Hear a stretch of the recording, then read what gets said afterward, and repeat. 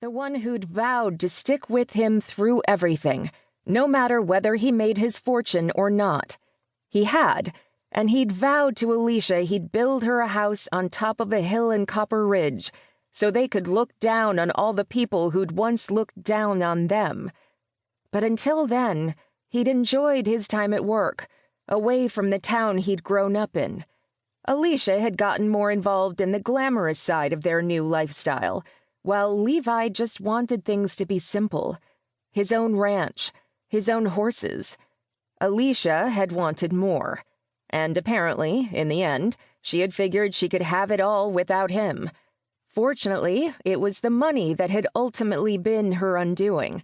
For years prior to her leaving, she'd been siphoning it into her own account without him realizing it. But when her funds had run dry, she'd gone after the money still in his accounts. And that was when she'd gotten caught. She'd been living off of his hard-earned money for years. 5 years. 5 hellish years he'd spent locked up as the murderer of a woman, of his wife.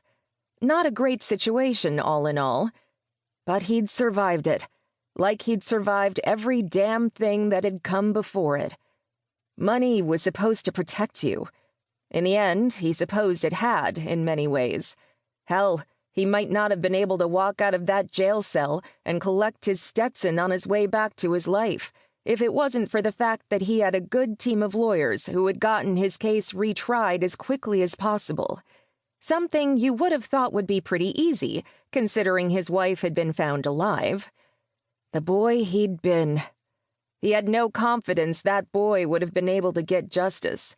But the man he was now stood on a vacant plot of land that he owned, near enough to the house he was renting, and waited for the architect to arrive.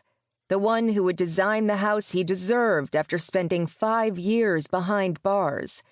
There would be no bars in this house, the house that Alicia had wanted so badly, to show everyone in their hometown that he and Alicia were better than what they'd been born into. Only, she wasn't. Without him, she was nothing, and he would prove that to her. No, his house would have no bars. Nothing but windows. Windows with a view of the mountains that overlooked Copper Ridge, Oregon, the town where he had grown up. He'd been bad news back then. His whole family had been. The kind of guy that fathers warned their daughters about. A bad seed dropped from a rotten tree. And he had a feeling that public opinion would not have changed in the years since. His reputation certainly hadn't helped his case when he'd been tried and convicted 5 years ago. Repeating patterns. That had been brought up many times. An abusive father was likely to have raised an abusive son, who had gone on to be a murderer. That was the natural progression, wasn't it? The natural progression of men like him. Alicia had known that. Of course she had. She knew him better than any other person on earth. Yet he hadn't known her at all. Well, he had ended up in prison, as she'd most likely intended. But he'd clawed his way out. And now he was going to stand up on the mountain in his fancy-ass house and look down on everyone who'd thought prison would be the end of him. The best house in the most prime location in town. That was his aim. Now all that was left to do was wait for Faith Grayson to arrive. By all accounts, she was the premier architect at the moment, the hottest commodity in custom home design.